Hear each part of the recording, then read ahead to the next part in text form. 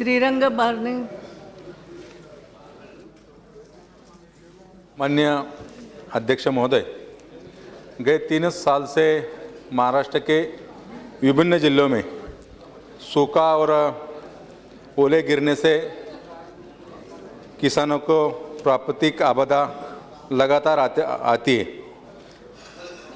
प्राकृतिक आपदा के कारण आत्महत्या का कारण रह रही है। महाराष्ट्र में सबसे ज़्यादा किसान आत्महत्या कर रहे हैं। मैं माननीय मंत्री महोदय से पूछना चाहता हूं, क्या केंद्र सरकार किसानों को तुरंत आर्थिक सहायता देने हेतु कृषि मंत्रालय के अधीन अलग विभाग बनाने का विचार कर रही है? अध्यक्ष महोदया, जो महाराष्ट्र में हो रहा है आपको मालूम ही है, ये तो हमारे अखबारों में और मीडिया में इसकी चर्चा हरदम होती रही है। इसके कई कारण हैं।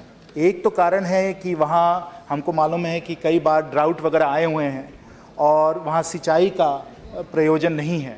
तो ये सब जो मामले हैं इनका समाधान सिर्फ क्रेडिट से नहीं है, ये सिंचाई से भी है। और आपको मालूम है कि प्रधानमंत्री जी ने, आदरणीय प्रधानमंत्री जी ने किसान कृषि सिंचाई योजना के बारे में भी उन्होंने काफ़ी कुछ आगे बढ़ाने की कोशिश की है। और मुझे लगता है कि अगर हम लोग सिंचाई पहुंचा देंगे तो जो अकाल जो आता है और जो फिर पानी नहीं मिलता है और हमारे इसके कारण किसानों को बहुत तकलीफ़ होती है, ये इससे इसका समाधान हो सकेगा।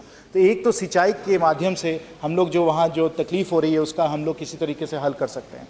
दूसरी बात ये है कि जब डिज़ास्टर होता है, यानी कि क्रॉप फेलियर्स होते हैं या खासकर ड्राउट वगैरह होता है, जैसे मैंने आपको पहले भी कहा कि क्रॉप इंश्योरेंस स्कीम्स हैं, नाबार्ड है, प्राइम मिनिस्टर्स रिलीफ फंड है, हर कोई मुख्यमंत्री भी उस समय कुछ ना कुछ मतलब रिलीफ देते हैं।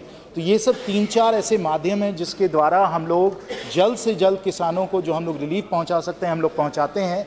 और जैसे मैंने कहा कि इस टाइप के फेलियर्स प्रॉब्लम्स तो आते ही रहेंगे और हम लोगों को तब उस समय प्रॉम्प्ट रिस्पांस जल्द से जल्द उन लोगों को हम लोगों को सुविधा पहुंचा देनी पड़ेगी। परंतु जब हम लोगों का इतना बड़ा जब देश है, इतने किसान हैं, तो इस टाइप के प्रॉब्लम्स तो होते ही रहेंगे। इसलिए वहाँ उस समय रिस्पॉन्सिवनेस और इंश्योरेंस की ज़रूरत है और क्रेडिट की ज़रूरत नहीं है। तो इसलिए हम लोग उन सब माध्यम को भी हम लोग इसको आगे बढ़ा रहे हैं।